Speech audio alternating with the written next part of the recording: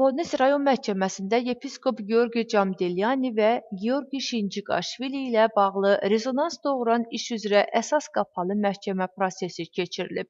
İclasda iddiaçı ilə cavabdeh tərəflər şahidlər təqdim ediblər.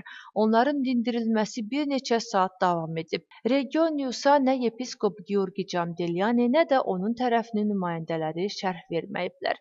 İş üzrə yekun məhkəmə iclası 29 may saat 15:00-da keçiriləcək.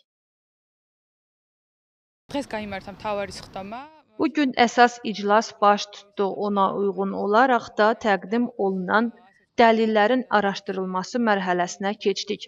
Vaxt darlığına görə 4 şahid dindirildi. Həm şikayətçi, həm də təqsirləndirilən tərəfin şahidləri danışdı. Onlar hakimə öz açıqlamalarını verdilər. Növbəti iclas mayın 29-da olacaq. Ümid edirəm, həmin gün işi tamamlayacağıq. Biz tərəfdən Natali xanım şahid kimi dindirildi. O, məhkəməyə ətraflı məlumat verdi. Məhkəmə iclası qapalı olduğu üçün daha ətraflı danışa bilmərəm.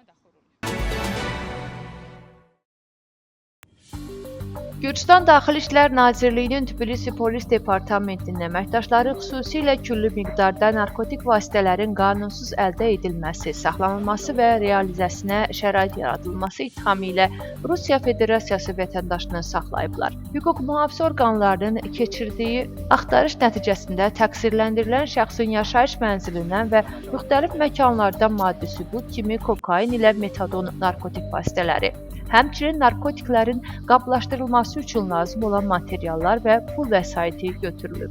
Faktla bağlı Cinayət Məcəlləsinin müvafiq maddələri üzrə istintaq aparılır ki, bu da 20 ilədək və ya ömürlük azadlıqdan məhrum etmə cəzasını nəzərdə tutur.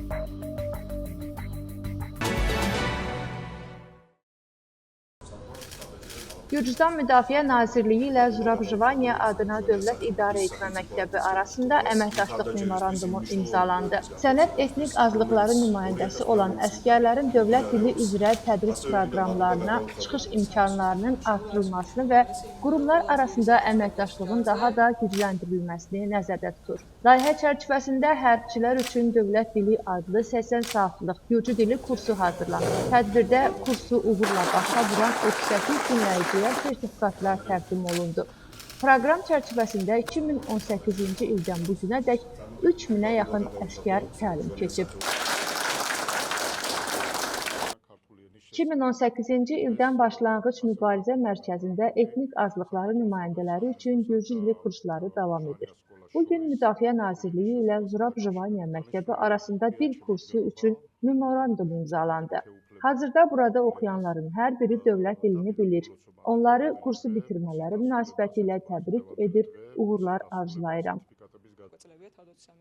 Bugün Müdafiə Nazirliyi ilə Zurabjivaniya məktəbi arasında əməkdaşlıq memorandumu imzalandı. Biz illərdir Müdafiə Nazirliyi ilə əməkdaşlıq edirik. 2018-ci ildən 10 hərbi bazada təxminən 3000 əsgəri Gürcü dili üzrə hazırlayıblar. Şadam ki, Müdafiə Nazirliyi ilə əməkdaşlıq edirik. Bu memorandumla əməkdaşlığımızın möhkəmlənəcəyinə inanıram. Gürcü dili kursunu bitirdik. Bir çox maraqlı məlumatlar öyrəndim. Gürcü dili kursunu bitirmələri münasibətilə yoldaşları təbrik edirəm.